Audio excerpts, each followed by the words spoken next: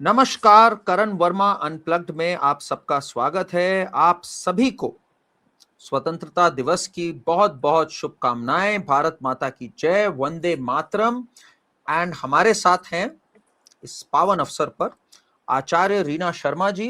तो जोरदार तालियों से रीना शर्मा जी का आप लोग जहां भी बैठे हो तो उनका स्वागत कीजिए। Reena ji, it's a pleasure to have you back on this channel. And आज आपसे बड़ी दो तीन दिलचस्प चीजें समझनी है, स्पेशली बिकॉज ये 15 अगस्त का रेलेवेंस क्या है एंड क्यों इसको चूज किया गया था as a date, and why some astrologers back in the day said कि ये ऑस्पिशियस डेट नहीं होगी, इस दिन मत करिए। एंड नेहरू जी ने सुना नहीं सुना, what's the story and astrologically अगर आप हमें समझाएं, and of course the predictions, because इससे अच्छा क्या टाइम हो सकता है to have a look at the kundli of Maa Bharati and see where things are going. Over to you, Yeah, Reena ji. sure. So, first of all, namaskar to you and to all your audiences. And Bharat Mata ki Jai, of course. Wish all of you a very, very happy 80th Independence Day. We are living in a free India, and we are blessed and we are very fortunate, I would say. And this happened on 15th of August 1947 और midnight को हुआ. अब जी midnight को foundation day chart of any country आपने देखा होगा, किसी का भी नहीं है मिडनाइट को। ज्यादातर नून में होता है, सुबह के समय होता है। That is what is taken generally, but why midnight? So I not go into the depth of it, बहुत लंबा तो नहीं, बट हाँ, I tell you the reason behind why it was chosen. Short में बताती हूँ। सो जब भारत का इंडिपेंडेंस डे घोषित करना था, उस समय जो लॉर्ड माउंटबेटन थे, उन्होंने एक डेट दे दी पंडित जवाहरलाल नेहरू जी को और डॉक्टर राजेंद्र प्रसाद को कि 15 अगस्त को ही करना है। अब now as per the traditional astrologers जो उस समय पे थे, स्वामी मदनानंद जी, वो ट्रेडिशनल एस्ट्रोलॉजर थे, उनके हिसाब से अमावस्या का डे था और 15 अगस्त ही अमावस्या था। सो लॉट ऑफ प्लैनेट्स वर इन अश्लेषा नक्षत्र ऑन दैट डे। सो उनके हिसाब से, ट्रेडिशनल एस्ट्रोलॉजर्स के हिसाब से ये था कि ये दिन अच्छा नहीं है, शुभ नहीं है, इनऑस्पिशियस है, let's not do it today. लेकिन Lord Mountbatten was bent upon कि भाई आज ही करना है, और उनका अपना कारण था, क्योंकि उनके सामने जापान ने घुटने टेके थे 15 अगस्त को, तो उन्हें लगता था कि ये दिन सबसे अच्छा है, तो ही वांटेड दैट। अब क्या करा जाए? तो डॉक्टर राजेंद्र प्रसाद जी ने और जवाहरलाल नेहरू जी ने, जबकि Jawaharlal Nehru was not a very ardent follower of astrology, लेकिन फिर भी जनता को दिमाग में रखते हुए और उनके सेंटिमेंट्स को दिमाग में रखते हुए, ही approached to very very good astrologers. One was Pandit Surya Narayan Vyas from Ujjain and Hardev Sharma Trivedi ji from Solan. उन दोनों को बुलाया गया स्पेशली और पूछा गया कि क्या किया जाए। अच्छा, उस दिन का जो लगन, जब हम सूर्योदय पे लगन देखते हैं 15 अगस्त का, तो वो भी बड़ा खराब आ रहा था, वो भी केप्रिकॉन आ रहा था। सो केप्रिकॉन इज अ चर लगन। चर लगन का मतलब है इंस्टेबिलिटी, सो वो भी अच्छा नहीं था, प्लस प्लैनेट्स इन अश्लेषा नक्षत्र।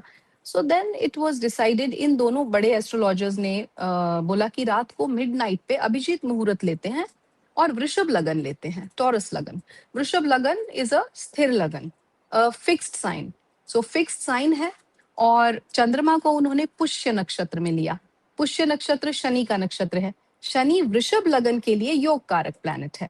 तो इसका मतलब एक इंडिपेंडेंट भारत का जन्म हुआ अपने योग कारक ग्रह की दशा में।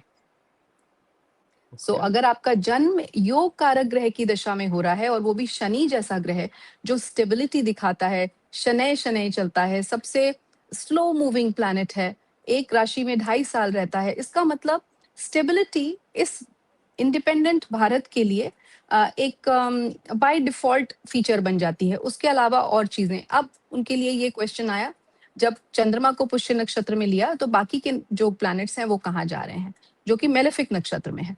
वो सब उन्होंने थर्ड हाउस में इस तरीके से लगन क्रिएट किया गया डिग्री वाइज कि थर्ड हाउस में आए। जो थर्ड हाउस है वो नेबरिंग कंट्रीज है, तो इन अ वे भारत से बाहर निकल गए सब मेलेफिक प्लैनेट्स और उनके इम्पैक्ट्स। सो जो कुछ हुआ नेबरिंग कंट्रीज में होगा, भारत में नहीं होगा। सो इस तरीके से एक बड़ा ही शुभ मुहूर्त देख के अभिजीत मुहूर्त में शुभ समय पे इंडिपेंडेंट भारत का फाउंडेशन कुंडली क्रिएट किया गया। अगर हम बात करें इस वर्ष की कि इस वर्ष क्या होने वाला है, and in context with the geopolitics और the situations that we are in right now, सबसे पहले भारत के बारे में बताना चाहूंगी। भारत के लिए मंगल की महादशा है, सो हम कह सकते हैं मंगल ड्राइविंग सीट पे है, क्योंकि जिसकी महादशा है वही ग्रह वही प्लैनेट ड्राइव कर रहा होता है सभी इवेंट्स को। अब उसके अंदर अंतरदशा राहु की है जो अभी रिसेंटली शुरू हुई है। मंगल और राहु एक अंगारक योग बनाते हैं। साथ में मंगल हमारा आर्द्रा नक्षत्र में, राहु के नक्षत्र में ऑलरेडी है। अभी जब बृहस्पति अश्लेषा नक्षत्र में जाने वाले हैं 19 अगस्त को, उस समय मंगल और राहु आपस में नक्षत्र परिवर्तन भी कर रहे हैं। राहु धनिष्ठा नक्षत्र में आ जाएंगे जो मंगल का नक्षत्र है, और मंगल राहु के नक्षत्र में आर्द्रा में होंगे। So Ardra and Dhanishtha both are very fiery, very fierce nakshatras. उन्हें क्रूर नक्षत्र कहा जा सकता है। फायरी प्लैनेट्स, फायरी नक्षत्रास, फायरी राशियां। अब जब इतना फायर है तो फायर तो नजर आएगा, देश दुनिया में नजर आएगा, भारत में नजर आएगा। ये मंगल भारत में कहाँ कहाँ ट्रैवल कर रहा है। The transiting Mars I am talking about. जो हमारा नेटल मंगल है वो तो सेकेंड हाउस में ही बैठा ही हुआ है। ट्रांजिटिंग मंगल इस समय लगन में है, और लगन में नेटल राहु भी है। So right now also Mars is with Rahu. Second house में जब मूव करेगा मंगल, तो मंगल फिर उस मंगल के साथ होगा जो राहु के नक्षत्र में है, और फिर उसके बाद वो third house which is the cancer sign, वहां पहुंचेगा सितंबर में। The dates for that is around I mentioned it's 18th of September, from 18th September till 12th November। ये मंगल उस जो पंच ग्रही एक जमावड़ा है हमारी भारत की कुंडली के थर्ड हाउस में, उसके ऊपर ट्रैवर्स करेगा। Now, when Mars is being so fierce and so driven, and that too, जो natal Mars है वो आर्द्रा का है, और भी transiting में भी आर्द्रा का है, तो we can 100% expect in between this time what I just mentioned, 18th September to 12th November, हम कुछ fierce expect कर सकते हैं। और कहाँ expect कर सकते हैं? North eastern side में expect कर सकते हैं, the north eastern side of our map। वहां हमें बाउंड्रीज पे कुछ डिस्टर्बेंस दिखेगा, which can be a terrorist attack, which can be a strike kind of a thing from the bordering countries, from the neighboring countries, where India, because India is very well charged right now, so वो इतना charged up है तो India भी retaliate करेगा in a very fierce manner। so बहुत कुछ disturbing, volatile and fiery and fierce नजर आता है। रीना जी, मैं एक बार पहले जरा कुंडली पे वापस अगर जाऊं, भारत की कुंडली जो बनी आपके हिसाब से, now when we look back, जो ये मूव हुआ कि रात के टाइम पे at the stroke of midnight we attain freedom, now retrospectively speaking, was it the right move and was 15th August the right date, या कुछ आगे पीछे हो सकता था which could have made our progress over the last 80 years better, और थोड़ी कम struggle हो सकती थी या नहीं? नहीं नहीं नहीं, बिल्कुल। द डेट्स दैट हमारी जो गवर्नमेंट है या उस समय जो गवर्नमेंट थी, government that time, Jawaharlal Nehru ji या डॉक्टर राजेंद्र प्रसाद, ये चाहते थे कि 1948 26 जनवरी को इंडिपेंडेंस डे को भी उसी दिन अनाउंस किया जाए। But Lord Mountbatten was bent upon, और क्यों वो बेंट अपॉन थे? क्योंकि he wanted to go back, वो जाना चाहते थे, उनके अपने पर्सनल रीजंस थे। That's what I read in history book. So तो उन सब कारणों की वजह से इसको प्रीपोन किया गया, and the situation that we had to choose was that something is better than nothing. then obviously there were chances, if at all we could have gotten the chance कि हम अपनी पसंद का मुहूर्त चुन सकते हैं या अपनी पसंद की तिथि चुन सकते हैं, डेट चुन सकते हैं, we definitely would have been in a better situation, no doubts about it. As an astrologer, I can vouch upon it कि एक अच्छा मुहूर्त चूज किया जाता तो भारतीयों का और भारत का जीवन काफी बेटर हो सकता था। You are right.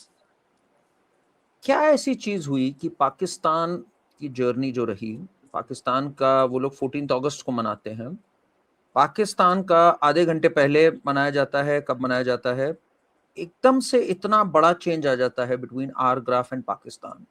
थोड़ा सा राइट। जस्ट फॉर बिगिनर्स, अगर मैं सरल भाषा में बोलूं एस्ट्रोलॉजी के टर्म्स में, तो क्या चीज चेंज हो गई जो इतना ड्रास्टिक अलग जर्नीज हो गई?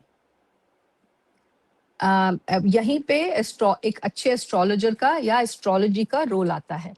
तो जो मैंने बोला, उन्होंने मिडनाइट चूज किया बिकॉज उस समय लगन बदल गया, लगन स्थिर लगन आ गया, a fixed sign where we see stability. Whereas जो पाकिस्तान की कुंडली बनती है वो 14 अगस्त की बन रही है, क्योंकि हम तो इंग्लिश कैलेंडर के हिसाब से देख रहे हैं ना, कि जैसे ही 12 बजे तारीख चेंज हो गई, 14 की जगह 15 हो गया। वेराज 14 तारीख को पाकिस्तान का कुंडली बनता है, मतलब आप कह सकते हैं 12 बजने से कुछ समय पहले। और जी। जब ऐसा हो रहा है तो उनका लगन एक अस्थिर लगन है, एक चर लगन है, तो वो मेष लगन बनता है, which is Aries. It's a movable sign. Now that's a Theirs is movable sign. Aries. Theirs is Aries. There What is ours? Ours क्या, हमारा टॉरस, क्या है? हमारा टॉरस, टॉरस है। Okay. टॉरस है, So, वृषभ है, और वो मेष है। तो उससे क्या हुआ, जैसे ही लगन बदला, लगन बदलते ही जो प्लानिटरी एक कॉम्बिनेशन था, जो मैंने बोला पंचग्रही योग बन रहा था, वो पंचग्रही योग की बजाय सिर्फ चतुर्भुज योग रह गया, सिर्फ 4 प्लैनेट्स रह गए, और वो भी 4th हाउस में आ गए।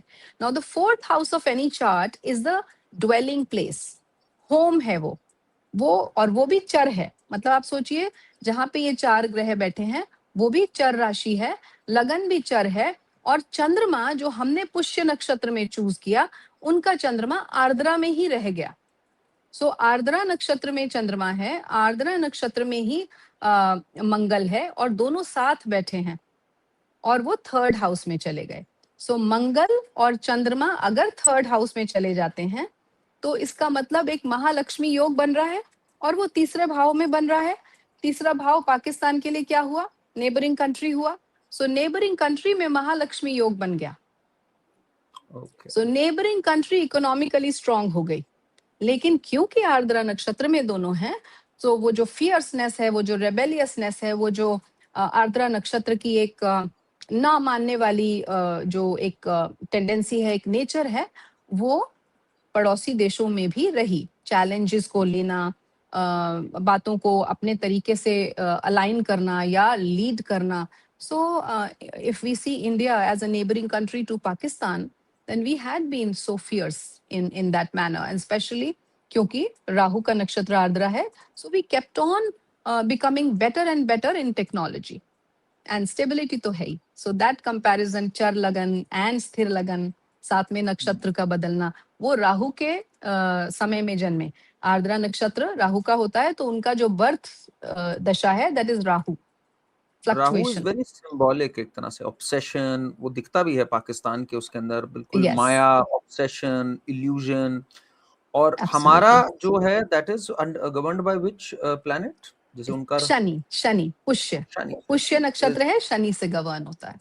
Stability, slow but yes stable and solid and all of that. Right, okay, nice मतलब नाइस। आपको सक्सेस मिलेगी, steady, slow and steady but permanent. Now if we look at today, Reena ji, जैसे आपने कहा एक फियर्सनेस का टाइम, एक फायरी प्लैनेट्स का साथ होना, अंग कारक योग जो आपने बताया, तो have we seen all of that अभी और वर्स होना है? जो पूरा कॉकरोच मूवमेंट का पूरा जो प्रोटेस्ट हुआ, the entire thing, it was pretty turbulent जो हुई, सरकार ने भी यस, उनसे बात करी। इज जी। It going to go to the next level now? थोड़ा कम होगा? कैसे आप देख रहे हैं? अगर मैं शॉर्ट टर्म की बात करूं, आने वाले 3-4 महीने की, before this year wraps up, आप कैसे देखते हो उसको? सो जो मैंने आपको अभी बताया कि मंगल लगन में आया हुआ है, और मंगल यूथ एनर्जी, यंग एनर्जी को भी दिखाता है। So this is a very high fiery, action oriented energy time, ये जो समय चल रहा है अ, अभी। लेकिन क्योंकि वो वृषभ लगन में है, और वृषभ लगन वीनस से, शुक्र से गवर्न होता है, तो आप देखेंगे जैसे ही ये समय अभी थोड़ा और आप आगे बढ़ेंगे, around let's say may be 15 days to 30 days, maximum 30 days, आप देखेंगे ये प्रोटेस्ट वाली चीज जो है ये थोड़ा सा ठंडी पड़नी शुरू हो जाएगी. पर ठंडी पड़ने का मतलब ये नहीं है कि ये अपनी शीन या जो जिस काम से ये शुरुआत हुई है वो कहीं पीछे रह जाएगा, ऐसा नहीं होगा. लेकिन वहां पे सही और गलत का चुनाव होगा. सो अगर सही आपकी चॉइसेस हैं या सही आपकी डिमांड्स हैं, उनको कंसिडर किया जाएगा. और अगर गलत डिमांड्स हैं या गलत लोग जो उन डिमांड्स को रख रहे हैं, वो आर नॉट डिजर्विंग, या उन्हें सिर्फ एक नेम सेक वो उस प्रोटेस्ट का पार्ट बने हुए हैं, so they will be taken aback. मतलब उनको कंसिडर नहीं किया जाएगा और वहां पे उनको परेशानी का, पनिशमेंट का या किसी तरीके के लीगल एक्शन का सामना भी करना पड़ेगा. एंड व्हाई डू आई से दिस? बिकॉज शनि रेट्रोग्रेड है, तो ऑडिटिंग का समय है. शनि रेट्रोग्रेशन का मतलब ही ये है कि ऑडिट करने आए हैं, गलतियां पकड़ने आए हैं, पास्ट में जो कुछ आपने किया है उसका रिजल्ट देने आए हैं. आपको थोड़ा ठहर के, रुक के सोचने का समय है कि मैंने कहाँ कहाँ क्या क्या गलती करी. That is what retrograde Shani is all about, and that's there till 11th of December. सो अभी और उसी बीच में मंगल जो है एक एक करके 1.5 महीने में राशि परिवर्तन कर रहे हैं. सो राउंड अबाउट 15, मैं आपको डेज में बताऊं तो आपने जैसे बोला कि नियर फ्यूचर में, तो 15 days to 30 days के बीच में मुझे प्रोटेस्ट रैप अप होते हुए दिखते हैं. और उसके बाद अराउंड 40 to 45 days बाद यही प्रोटेस्ट आपको बाहर के कंट्रीज में, for example USA, for example Europe, वहां आपको नजर आने वाले हैं 40 to 45 days बाद. And beyond that when Mars is moving in the cancer sign, जो कि मैंने आपको डेट बताई, दैट इज द टाइम जब real action, real kinetic action, real fire निकल के आएगा. बिकॉज उसका बहुत बड़ा कारण है कि बीच में क्यों नहीं हो रहा है, तब क्यों हो रहा है. बिकॉज एक तो वो उस भारत के संदर्भ में अगर बोल रही हूँ तो उस पंचग्रही प्लैनेटरी जो एक कॉम्बिनेशन है, कंजंक्शन है, उसके ऊपर होगा, 3rd हाउस में होगा, साथ में एक वाटरी साइन पे होगा. अगर मैं उसको छोड़ भी दूं, ये तो भारत को अगर छोड़ दूं तो सिर्फ उस साइन को लूं, तो वहां अश्लेषा नक्षत्र का जुपिटर भी होगा, जो कि अतिचारी है, ट्रांजिटिंग जुपिटर. और साथ में मंगल चला गया वहां पे, that is also very fierce, और वो राहु के नक्षत्र में है. सो वहां और वाटरी साइन है, पानी है, तो पब्लिक सेंटिमेंट्स का होना, ऐसा साइन जहाँ जो होम को दिखाता है, नर्चरिंगनेस को दिखाता है, मासेस को दिखाता है, वहां जब इस तरीके की चीजें हो रही हैं तो there is a judgement. And that trine is, if you remember last time we spoke about the moksha trikona, सो वो ट्राइन एक्टिवेट हो रहा है बाय द अश्लेषा नक्षत्र का Jupiter and retrograde Saturn in Meen राशि. और दोनों ही Pisces and Cancer both are जलीय राशि, वाटरी साइंस. सो वाटर कहीं ना कहीं सिक्योरिटी, इमोशंस, भावनाएं, उन सबको दिखा रहा है. सो और शनि जो है वो बाउंड्रीज को दिखाता है. And when we do mundane, specially when I do mundane, I consider the western astrology का कुछ planets as well, because that is very, it gives you a different edge all together to it. So Neptune जो है वो भी शनि के साथ मिल रहे हैं. जब शनि वक्री हुए हैं तो वापस नेपच्यून के पास आ रहे हैं. नेपच्यून हिडन चीजों को दिखा रहे हैं. सो वो जो दबी हुई चीजें थी, जो दब गई थी, वो इश्यूज जो दब गए थे कुछ समय के लिए, दोबारा सरफेस पे आ रहे हैं. So that's how it's going to be a very very action oriented fierce time. This parliament session जो अभी हुआ ना रीना जी, उसमें पीपल हैड ह्यूज एक्सपेक्टेशंस कि एफसीआरए पास होगा, डीलिमिटेशन पास होगा. They could not see the light of the day. Now JPC को refer कर दिया और भी चीजें हुई. Are we going to see the government bounce back? Because एक government पे एक चीज आई है इधर कि क्या आप थोड़ा timid हो गए हो? Did you give too many concessions by interacting with them, by not passing some bills? आप क्या ये एक bounce back देखते हो? अमित शाह जी भी इधर थोड़ा शांत रहे. He did not come to the front foot. I say Amit Shah because Amit Shah जी का भी आपने पिछली बार भी बात करी थी उनकी कुंडली की, and how he was in action through the year. Through the year he's been in a lot of action. In the next few months, if we talk about certain leaders now, Modi ji, Amit Shah, Kejriwal, इनका आप कैसे देख रहे हैं? केजरीवाल को लग रहा है एक अपस्विंग है मुझे, I am back in the game. Rahul Gandhi भी इस सेंसिंग की हमने इस बार पार्लियामेंट नहीं चलने दिया. तो these 4 people, Modi, Shah, Rahul Gandhi and Kejriwal, how do you see their future in the next few months? Very interesting question, I would put it this way. Rahul Gandhi हो, चाहे अमित शाह जी हो, चाहे मोदी जी हो, इन सबका अगर आप एक चंद्र राशि देखते हैं तो सबकी चंद्र राशि वृश्चिक है, स्कॉर्पियो है, but all three of them work differently. It's because of the nakshatras, it's because of the other planetary positions in the chart, and of course because of the change in the lagna of all three. अब इसमें जब हम सबसे पहले one by one, let's go one by one. तो सबसे पहले Yeah. अगर मैं मोदी जी की बात करती हूँ, सो मोदी जी का 17 सितंबर तक का जो समय है उनकी वर्षफल कुंडली से जो मैं देखती हूँ वो काफी टफ है. लेकिन उसके बाद he will start finding ways, he will start getting ways because he is working upon it. Extra काम कर रहे हैं, शनि वक्री चल रहे हैं, सो बहुत एफर्ट्स कर रहे हैं, चेष्टा बल बढ़ा हुआ है शनि का, और शनि जजमेंट को भी दिखाते हैं. So he is definitely thinking of making some changes in the legal entities or the legal policies or making some changes in the constitution. So he is working upon it. I'll give you a date also later when it's going to happen and what's going to happen to the bills that you just mentioned, FCRA हो चाहे जो भी आपने 2-4 bills बोले. उसके बाद अमित शाह जी की बात करती हूँ, तो अमित शाह जी का भी समय थोड़ा सा टफ है. उनका तो हेल्थ रिलेटेड इश्यूज का भी समय मुझे अभी नजर आता है. ही is a Virgo ascendant person, so Virgo ascendant है तो एनालिटिकल बहुत हैं, बहुत अच्छे स्ट्रेटेजिस्ट हैं, वो हम सबको पता है. At the same time he knows when to say what because the oratory skills are wonderful. लेकिन अगर आपका शरीर ही साथ नहीं देगा या सेहत ही साथ नहीं देगी तो समवेयर आप थोड़ा सा एक बैक सीट ले लेते हैं. So that is what I see for him after let's say October नवंबर. थोड़ा सा मुझे वो हल्का सा बैक सीट लेते हुए दिखते हैं. लेकिन हाँ, जो वो एडवाइजरी रोल में है वो तो रहेंगे, and he is a great advisor to Modi ji, so that will go on, and that is how Modi ji will have a better time, that what I am mentioning right now.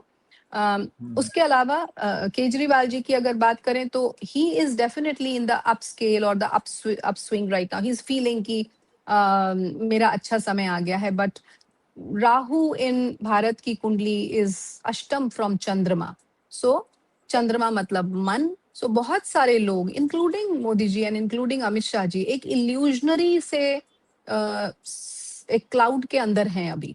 जो वो सोच रहे हैं या जो वो एंटिसिपेट कर रहे हैं वो नहीं हो रहा है. एंड केजरीवाल जी के साथ भी सिमिलर सिचुएशन है.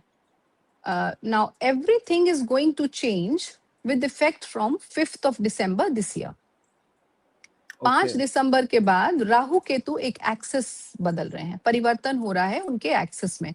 1.5 साल से वो जिस एक्सिस में थे, सिंह राशि और कुंभ राशि, that is Leo and Aquarius में राहु थे, जो कि 10th हाउस बनता है वृषभ लगन की भारत की कुंडली में, और जो लियो है that is the 4th house. तो एक 4-10 के एक्सिस में एक दूसरे के सामने, 10th is the throne, 4th is the masses, people. So वहां पे वो एक्सेस बना हुआ था, इसीलिए थ्रोन मतलब सरकार जो चला रही है देश को, जिसका नेतृत्व है. तो ये बहुत ज्यादा लाइमलाइट में ये सारी सिचुएशन रही, और पार्लियामेंट में घमासान होना या पार्लियामेंट में इस तरीके के डिस्कशंस होना, because Rahu is there in the 10th house of the kundli of Bharat right now. And that too it's coming in Dhanishtha, Mangal के नक्षत्र में आ रहा है. So Dhanishtha itself is fiery, तो बहुत सारा फायर आप वहां देख रहे हैं, बहुत सारा अग्रेशन देख रहे हैं, जो कि अभी रहेगा. बट जैसे ही राहु राशि परिवर्तन करते हैं, पॉलिसीज बनने का समय शुरू हो जाएगा. So from 5th of December till the Chaitra Shukla Paksha Pratipada की जो कुंडली का अंत हो रहा है, which is in March 2027, the financial year to be precise, उसके पहले पहले the policies will be created. This FCRA bill will be passed, ये पास हो जाएगा. उसके अलावा और भी जो आपने चीजें बोली, वहां पे भी मुझे दिखता है पॉलिसीज ऐसी बनेंगी कि ये बिल्स भी पास होंगे. जैसा आपने कहा JPC के पास गया है, तो मैंने किसी और भी प्लेटफॉर्म पे बोला है, और मैं फिर से बोलूंगी कि ये सब कुछ, जैसे आप हीरे को आग में डालते हैं तराशने के लिए, या गोल्ड को आग में डालते हैं उसको ब्राइटन करने के लिए, उस तरीके से हो रहा है. So that no loophole is left in the bill, कुछ भी ना छूट जाए जिसको कल को बोला जाए कि कैसे आपने बिल पास कर दिया, क्वेश्चनेबल ना रहे. सो दैट्स हाउ दिस इज मतलब एक ब्लेसिंग इन डिस्गाइज समझ लीजिए, या ये बोलिए कि जो हो रहा है अच्छे के लिए हो रहा है.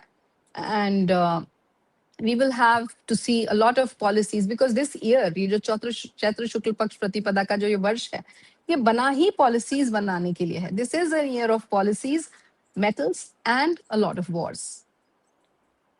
Okay, so largely you see the government not getting a hit as such politically. मतलब ठीक है, it's a blip. बाकी largely they'll still continue to get their policies through, maybe after a certain delay. And Kejriwal ka आप as such come back into power and leading up to Punjab the next year, do you see him making some sort of a big comeback? So, if you are asking about Kejriwal ji, so Kejriwal thinks that he has a bright future. Although I have not checked too deeply into Punjab's election या Punjab का क्या future है, I have not ji. done my complete research on it. I am midway, अभी बीच में हूँ. So I would not like to comment कि कौन जीत रहा है, कौन हार रहा है. लेकिन केजरीवाल जी का जरूर चार्ट देखा है मैंने और जहां तक मुझे लगता है उनके चार्ट में काफी क्लियरली दिख रहा है कि आगे की जो दशाएं आ रही हैं या अंतरदशाएं आ रही हैं वो उनके बंधन योग को फिर से एक्टिवेट कर रही हैं. जो उनकी कुंडली में बंधन योग है उसको एक्टिवेट कर रही हैं. बंधन योग का मतलब है जेल योग, अगर हम नॉर्मल भाषा में देसी भाषा में बोलें. सो अगेन इट सीम्स कि मार्च अप्रैल 2027 के अराउंड एक दो महीने पहले या एक दो महीने बाद बीच में ये आप देखेंगे कि फिर से उस तरीके की सिचुएशंस, उस तरीके के सर्कमस्टांसेस उनके लिए बनते दिखते हैं. So I don't see a very bright future for him. And for this cockroach Janata Party और दिस ये जो एक रिबेल आउटफिट्स निकले हैं, इनको आप फोल्ड अप करते देखते हैं? Because they are now saying in the next month और so we are bringing CJP का एक 2.0 मूवमेंट आ रहा है. तो आएगा वो, नहीं आएगा, they will wrap up. How do you see that? No we have already spoken about it. अभी हम थोड़ी देर पहले बात कर रहे थे. ऑल द प्रोटेस्ट, चाहे वो बिहार वाला हो, चाहे वो ये जो सीजेपी जो एक्टिव होता हुआ आपको दिख रहा है या न्यूज में नजर आ रहा है, they all will wrap up. And मैं फिर से पॉलिटिकल बोलना, आउटफिट एग्जिस्ट करेगी सीजेपी? क्या देखते हो आप? As a will it party? Exist? या no no no no no no जो जैन हाँ नहीं ये जो जेएनयू के जो कन्हैया थे, जो उनके साथ हुआ था, जो अब आज की डेट में उनको कोई जानता नहीं वो कहाँ है, क्या कर रहे हैं. Similar thing will happen with दीपके. Okay. So the country largely, Reena ji, अगर मैं आज के दिन की कुंडली देखूं एक साल के लिए, the next 1 year, what are the big 2-3 things that you see will happen? आपने बात करी अंगारक योग की. वॉर लाइक सिचुएशन देखते हो आप बाद में? कब देखते हो? How do you see this entire year from India at 80? अगर मैं बोलूं, वैसे तो इंडिया अनंत काल से है, भारत अनंत काल से है, बट अगर ये वाली हम कुंडली की बात करें तो India at 80, from 80 to the next year, how do you see this entire year in terms of threats and challenges overall? So threats and challenges भर भर के हैं, बट कॉन्करिंग वो भी है. स्ट्राइक्स एंड टेररिस्ट अटैक्स वो भी हैं, and specially on the north eastern side, specially the boundaries जो हैं उस तरफ की वो डिस्टर्ब होंगी, जो हमने अभी बात करी. डेवलपिंग भारत है, financially comparatively from other countries better करता हुआ दिखता हुआ भारत है. एक ग्रोइंग भारत है, एक प्रॉमिसिंग भारत है. सो ये एक साल की अगर मैं बात कर रही हूँ तो जब हम कहते हैं ना कि डगर बहुत डिफिकल्ट है, रास्ता बहुत टफ है, but trust the process. We all should trust the process. We are in the process. So if we have to achieve a place, अगर हिमालय पे चढ़ाई चढ़ के वहां अपना झंडा गाड़ना है भारत का, तो हिमालय की चढ़ाई तो चढ़नी पड़ेगी. तो बस वही ये समय है. हम सबको एक साथ एकजुट होके आगे बढ़ना है. We all of us, each one of us should be doing our own bits. एक दूसरे पे ये कहना कि तुम ये कर लो, तुम ये कर लो, या तुम ये गलत कर रहे हो. It's better to do your own bit in a positive manner for our own country as a countryman. क्योंकि समय तो डिफिकल्ट है, इसमें कोई दो राय नहीं है. लेकिन आप अगर कंपैरेटिव स्टडी करते हैं भारत की या और दूसरे देशों की, तो उसमें भारत मुझे बहुत बेटर, मच बेटर स्टेट में नजर आता है, इवन इन दिस ईयर, जो कि बहुत टफ है.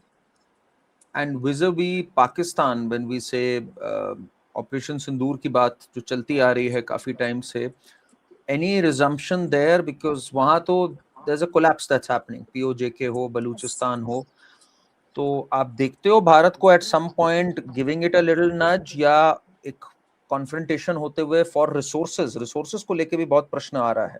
Today the Prime Minister Right. said weaponization of resources.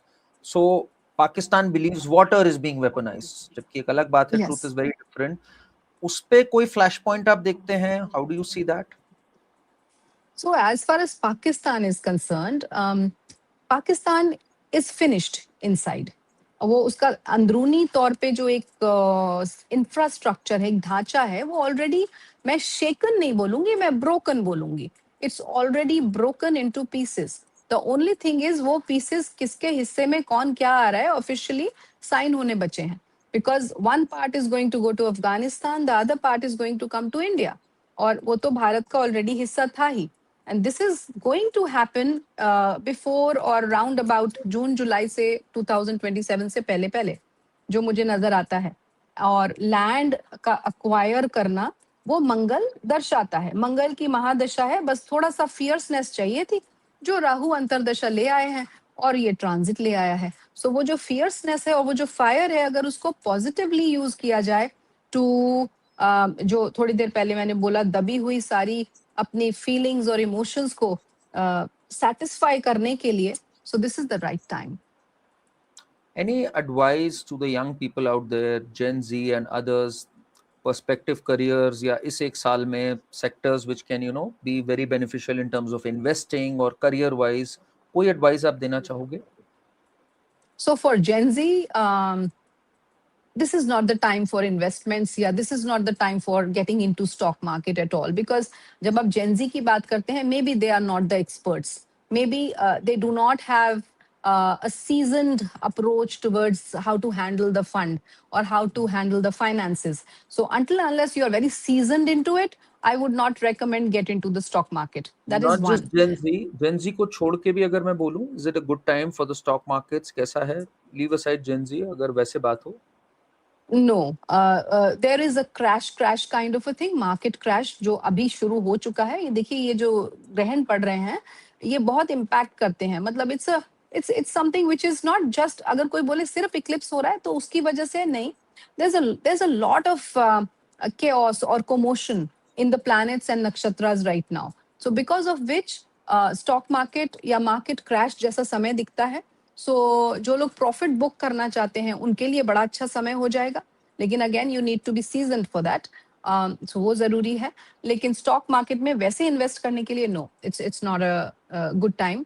Now the message for Gen Z is from my side कि आप अपनी इतनी जो उबाल मारती हुई जो आपकी एनर्जी है, जो बबलिंग एनर्जी है, which is more enhanced because Mangal is pretty active in India. आप क्यों ना इसको पॉजिटिवली यूज करें, आप इसको पॉजिटिव डायरेक्शन में लगाएं. बिकॉज मैं हमेशा बोलती हूँ, just like each one of us, even planets have got energies, negative and positive both. अब वो आपके ऊपर है कि आप कौन सी एनर्जी को चैनलाइज करना चाहते हैं. पॉजिटिव को करना चाहते हैं तो पॉजिटिव की तरफ सोचें, अपने देश के लिए सोचें कि देश डेवलप करेगा तो मैं तो बाय डिफॉल्ट डेवलप करूंगा ही, प्रोग्रेस करूंगा ही.